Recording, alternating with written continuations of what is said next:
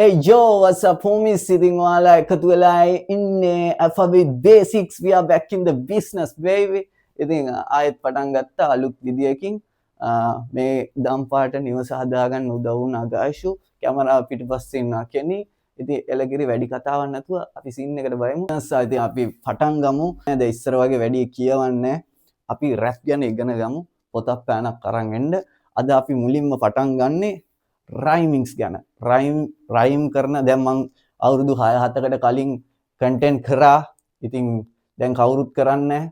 ඒ හින්දා මට හිතෙනවා අලුත් සෙට් එකට ඒ කියන්නේ මෙහෙමයි. මේ කියලා දෙන හැම එකම බේසික්ස් වුණත් බේසික්ස් රැපර්ස්ලා විතරක් නෙවෙයි දැනගන්න ඕනේ. මම මේක ආයෙත් කියන්නේ අලුත් කට්ටිය බලන්න පුළුවන්. ෆෑන්ස්ලා අනිවාර්යෙන් රැප් වල බේසික්ස් කියන දේ දැනගන්න ඕනේ. එතකොට තමයි යාලා තෝරගන්න පුළුවන්. මොකද්ද ඇත්තටම හොඳ රැප් එක මොකද්ද එච්චර නිකන් ලේසි රැප් කියන්නේ කියන්නේ නිකන් කිසිම මේකක් නැතුව කරන රැප් සහ මොකද්ද රයිම් කරන්නේ නැති රැප් ඒවා ෆෑන්ස්ලා තේරුම් ගන්න ඕනේ. එහෙම නැති වුණොත් කේස් පුතා. ඉතින් කොහමද කොස්ටියුම් එක වාසිනේ?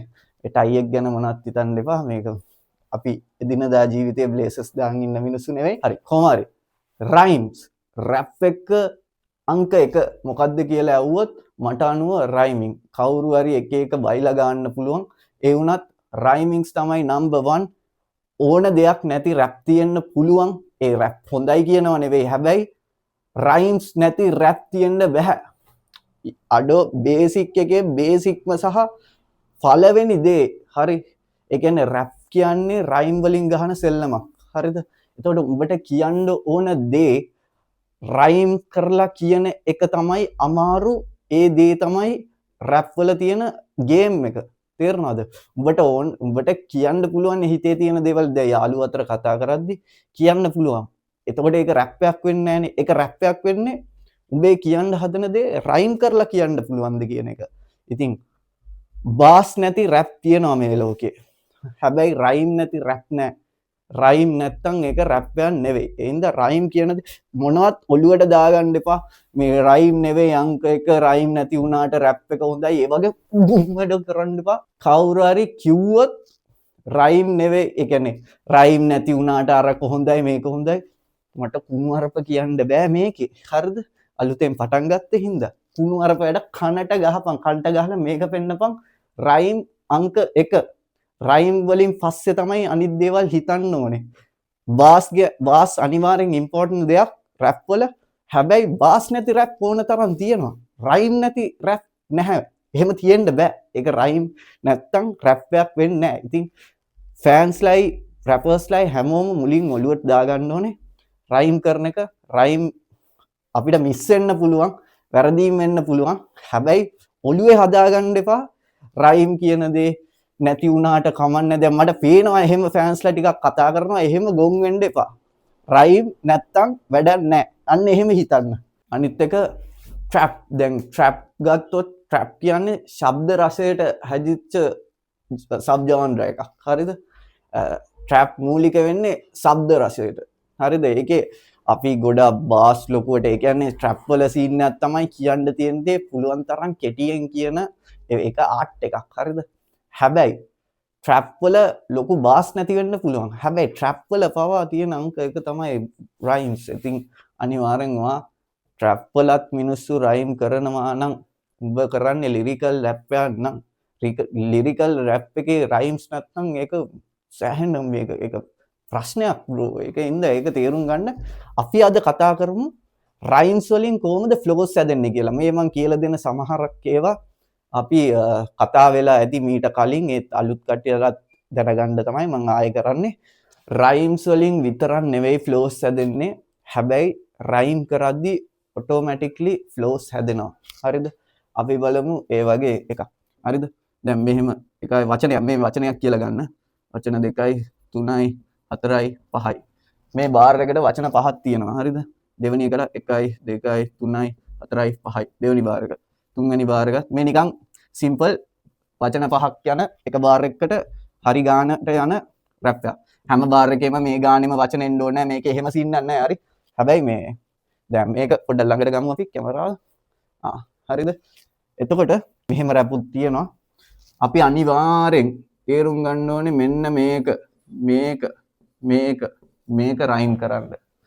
මේ ටික රයිම් වෙන්නේ නැත්නම් මෙහෙමයි මේකට රයිම් කළා මේකට රයිම් කරන්න පුළුවන් වෙනම රයිම්ස් ඒක පැත්තකින් තියන්නකෝ අපි නිකන් හරිම බේසික් රැප් එකක් බලමු මේ හතරම එක රයිම් එකක් කොහොම හරි එකකට එකක් අඩුම දෙකක් රයිම් වෙන්න ඕනේ එක බාර් එකකට හරි අන්තිම වචනේ අනිවාර්යෙන් අන්තිම වචනේ රයිම් කරන්න නැතුව එන්නත් එපා මේ කොයිවත් දැන් මේක බහුතරයක් දෙන කරන සහ දන්න දේ හරිද ඒක ප්‍රශ්න නැහැ මේක දන්නේ නැත්නම් රැප් කරන්න එපා මේක ඉස්සෙල්ලා ඉගෙනගෙන රැප් කරන්න හරිද ෆෑන්ස්ලත් අනිවාර්යෙන් දැනගන්න ඕනේ කවුරු හරි ඔයාගේ ආසම රැප් මේ දේ කරනවාද කියලා හරි තුනක් රයිම් කරන්න එපා එකක ඒ කියන්නේ මේ තුන එක රයිම් එකක් ගහලා මේක විතරක් වෙන රයිම් එකක් ගහන ලංකාවේ ගොඩාක් රැපර්ස්ලා ඉන්නවා මම ඒකට එකඟ නැහැ එතකොට මේක කොහෙටද රයිම් වෙන්නේ ඒක ලේසිනේ බා මේ බාරක ඔබට කැමති දෙයක් කියන්න පුළුවන් මේක කොහෙටවත් රයිම් වෙන්නේ නැහැ ඒක කියන්නේ කම්මැලි රැප් කියන්නේ උට මේක කියන්න ඕනේ හින්දා මේක මොකටවත් රයිම් කරන්න නැහැ එහෙම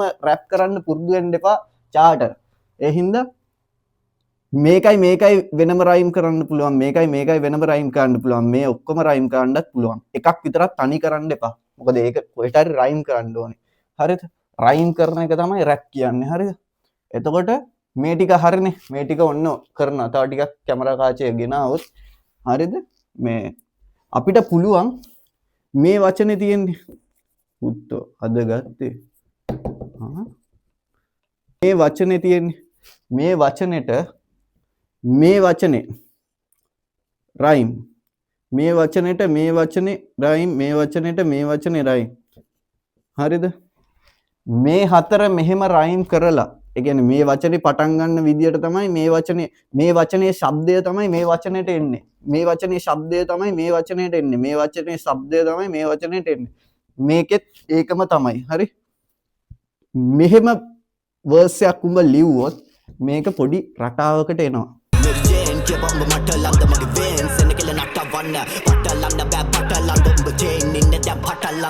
හරිද උඹට ඕනනම් මේ වචනෙත් මෙහෙම රයිම් කරලා මෙහෙම කරලා මේ ටික රයිම් වෙනවා මේ ටික නිකන් නෝමල් යනවා ආයි මේ ටික රයිම් මෙහෙම එක එක ඒවා try කරද්දි නිකම්ම ඔයාලා කරලා බලන්න ෆ්ලෝස් හැදෙනවා හරි ෆ්ලෝස් හැදෙනවා රයිම් කරද්දි ෆ්ලෝස් හැදෙනවා මේ ඔක්කොම රයිම් කරොත් මොකද වෙන්නේ මේ ඔක්කොම මොකකට හරි රයිම් වෙනවා හරි එක තැන රයිම් කරනවා කියන්නේ ෆ්ලෝ එකක් ඒක තේරෙනවද ඒ නිකම්ම ෆ්ලෝ එක හැදිලා උඹ වචන දාන විදිය අනුව උඹ කියන ටෝන් එක අනුව මේ එක ළඟ රයිම් කරොත් එක ළඟ රයිම් ෆ්ලෝ එකක් හැදෙනවා මේවයි විතරක් රයිම් කරොත් ඒත් ෆ්ලෝ එකක් හැදෙනවා ඉතින් එහෙම try කරලා බලන්න අපිට උඹලට මං හෝම්වර්ක් එකක් දෙනවා හරිද හරි ඔමේ හෝම්වර්ක් එකක් දෙනවා හරිද උඹලා කරන්න ඕනේ දැන් මේ ටික හරිනේ මේ ටික අනිවාර්යෙන් කරන්න මේවා මං කියලා දෙන්න ඕනේ නැහැ මේවා common sense මේ ටික රයිම් කරනවානේ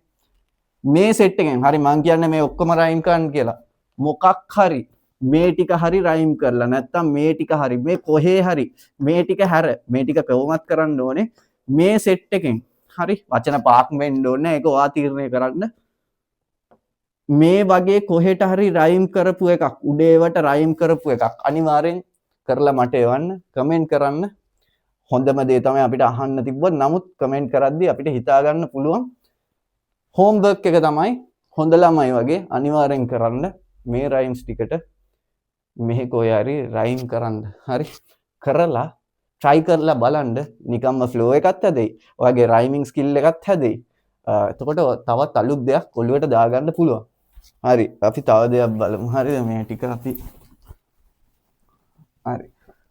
හරි දැන් තව දෙයක් ඔයාලට කියලා දෙන්න ගොඩාක් අමාරු කරගන්න එපා රයිම් කියන එක මෙහෙමයි ඔයා බේසික් මුලින් පටන් ගන්න කෙනෙක් නම් මම සමහර දේවල් උගන්වන්න කැමති නැත්තෙත් ඒවා මුලින්ම ඔළුවට දාගත්තොත් ඔයා හිර වෙනවා එහෙනම් හරි සරල විදියට හිතන්න රයිම් කියන්නේ ඒ මොන හරි වචනයක් ගත්තොත් ඒ වචනේ එනවනේ ශබ්දයක් ඒ ශබ්දෙට සමාන ශබ්දයක් එන වචනයක් තමයි ඔයා කියන්න ඕනේ ඒක තමයි සරලවම රයිම් කියන්නේ හරිද ඒ වචනේ කියවෙන ශබ්දයක් එනවනේ ස්වර වලින් ගොඩක් ස්වර සීන් එකත් මුලින් දාගන්න එපා කැමති නම් කරන්න ඒ කියන්නේ බේසික්ම දේ අර ශබ්දයට සමාන ශබ්දයක් එන්න ඕනේ. ශබ්දය කොයිතරම් ඒකට යනවද ඒක පර්ෆෙක්ට් රයිම් එකක් වෙනවා. පුළුවන් තරම් පර්ෆෙක්ට් රයිම්ස් වලින් ගහන්න බලන්න. හරි එතනින් පටන් ගන්න.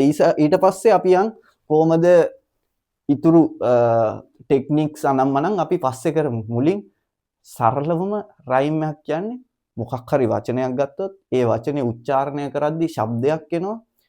ඒ ශබ්දයට සමාන ශබ්දයක් ගන්න ඕනේ. එතකොට ප්‍රොනවුන්ස් කරන එකේ රයිම් එක ප්‍රොනවුන්ස් කරද්දී වචනයක් දැන් කඩවත හරිද?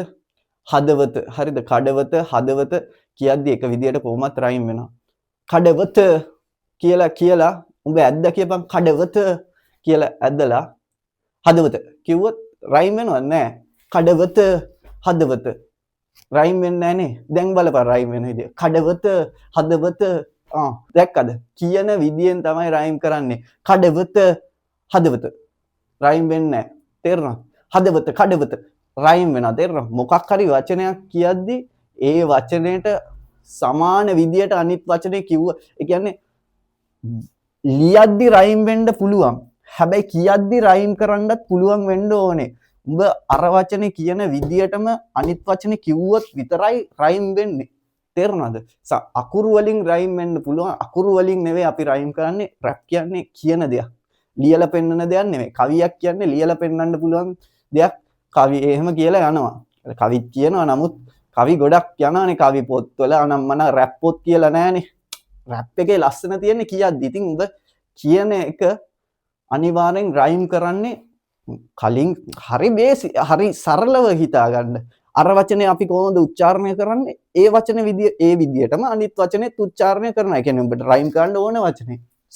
simple as that. ඉතින් අදට අපි ඒක පාඩම අපි එහෙම ඉවර කරමු. අපි ආයෙ පටන් ගත්තා. අපි ඉස්සරහට කරන්න තියෙනවා ඩිස් ගැන එපිසෝඩ් එකක් අපි කරන්න ඉන්නේ.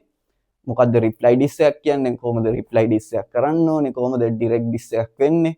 ඒවා ගැන අපි කරනවා. පොඩ්ඩක් ෂීට් එක බයිනකන් ඉන්නේ නැත්තම් උඹලා පැත්තක් ගන්නවා. ඒ උඹලගේ අවුලක් තමයි මොකක් හරි දෙයක් කියලා දෙද්දි මේ ඒ හින්දා අපිට views වලට හොඳයි මුලින්ම ඩිස් එකක් ගැන ටිකක් සතියකට විතර කලින් පටන්ගෙන ඩිස් එකක් ගැන කරොත් අපිට රීච් එක හැදෙනවා. රීච් එක වැඩක් නැහැ. මම කියන දේ උඹලගේ ඔළුව වලට යන්න ඕනේ. ඒ හින්දා ඊළඟ එපිසෝඩ් එක අපි ඩිස් ගැන කරනවා. හරි මධ්‍යස්ථ විඳන් තේරුම් ගන්න. නැත්තම් අපි කරන වැඩේ තේරුම් නැහැ. ඊට පස්සේ අපි එපිසෝඩ් එකක් දානවා ෆීමේල් රැපර්ස්ලා කොහොමද මොකක්ද එයාලගේ අඩුපාඩුව ලංකාවේ ෆීමේල් රැපර්ස්ලාගේ මොකක්ද හදාගන්න තියෙන්නේ. අනිත් එක අපි කරනවා ස්ටුඩියෝ සෙෂන් එකක්. අලුත් රැපර් කෙනෙක් ස්ටුඩියෝ යන්න ඉන්නවනම් අපි කොහොමද රැප් එක රෙකෝඩ් කරන්න කියන එක අපි එකින් එකට පෙන්නනවා. මේක තමයි මේන් ලේක, මේක තමයි සෙකන්ඩ් ලේක, මේක තමයි ඇඩ් ලිප්ස් කියන්නේ, මේක තමයි හයිලයිට්ස් කියන්නේ. එතකොට මෙහෙමයි රෙකෝඩ් කරන්න ඕනේ. මයික් එකේ දුර මෙහෙමයි. ඒ ටිකත් අපි කරනවා. එතකොට YouTube වල ස්ට්‍රීමින්ග්ස් ගැන ඒවත් කියලා දෙනවා. ඉතින් එක එක එපිසෝඩ් ටිකක් තියෙනවා. අදම රෙකෝඩ් කරනවා. උඹලා කියපන් මේක ඔක්කොම බලපු එකෙක් ඉන්නවනම් කමෙන්ට් එකක් දාන්න. දවස් කීයෙන් කීයට වගේද මේක දැම්මොත් හොඳ කියලා. අපි දාන්න හිටියේ අනිත් සෝෂල් මීඩියා වල. ඔයාලමයි කිව්වේ YT channel එකක් හදන්න. ඒක ඇත්තටම ලේසි. මට ඕනේ මේ බලන එක අවුරුදු 10කින් කාට හරි මතක් වුණා ටයිප් කරා සීරීස් එක මෙහෙම ආවා. උඹට ඕන එක බැලුවා. හරි. ඉතින් ඉවරයි. අපි ඊළඟ එපිසෝඩ් එකෙන් පටන් ගමු. අද නිකන් පොඩි පටන් ගැනීමක් ඉඳලා සරල දෙයකින් පටන් ගත්තේ. අපි යම් උඩ තැන් වලටත්